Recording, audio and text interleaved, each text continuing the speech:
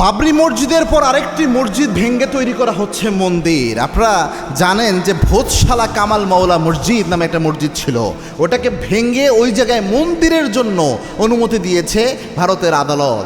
এবং তারা আবার দাবি করে যে মুসলমানরা নাকি বাংলাদেশে নাকি হিন্দু ভাইদের উপর আমরা নির্যাতন চালাই, বাংলাদেশে নাকি আমরা হিন্দু ভাইদের ধর্মীয় স্বাধীনতা ক্ষুণ্ণ করি। চিন্তা করতে পেরেছেন, আমার দেশের অমুসলিম হিন্দু ভাইরা যত শান্তিতে রয়েছে ভারতে এর 1% নাই। এবং কি মুসলমানদের যে ইবাদতের একটা শ্রেষ্ঠ জায়গা মসজিদ, এটার উপর আঘাত আনে।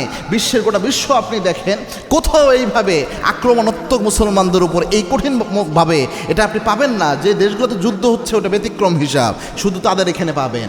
এবং কি এই যে কাজটা করা হচ্ছে, এখন দেখবেন সুশীলদের কোনো কথা নাই। ওই যে টাকলাম মাথার যে বিভিন্ন বুদ্ধিজীবীগুলো বৈশা আমাদের দেশে হিন্দু ভাইদের অধিকারের জন্য পক্ষে কথা বলে, বিভিন্ন সময় মুসলমানরা নাকি আমরা নাকি নির্যাতন করি। আমার দেশের বুদ্ধিজীবী বাংলাদেশের টকশোতে বসে এইভাবে এটা প্রমাণ করতে চায়, বিভিন্ন ইঙ্গিতে চিকন কথাবার্তা বলে এই কাজগুলা করে। এগুলো দেখবেন এটার ব্যাপারে তার কোনো প্রতিবাদ নাই, এটার ব্যাপারে তার টকশো গরম করা নাই। হলুদ সাংবাদিকতা করে যারা মুসলমানদের আমাদের দেশকে প্রমাণ করতে চায় যে আমরা অমুসলিমদের অধিকার ক্ষুণ্ণ করি, এখন কথা বলো না কেন? কত মারাত্মক বিষয়। এই যারা এটা করছে, একটা হাদিস শুনে রাখেন, প্রেক্ষাপট এটা কিন্তু তৈরি হচ্ছে, টুডে অর টুমোর ইনশাল্লাহ এটা বাস্তবায়ন হবে।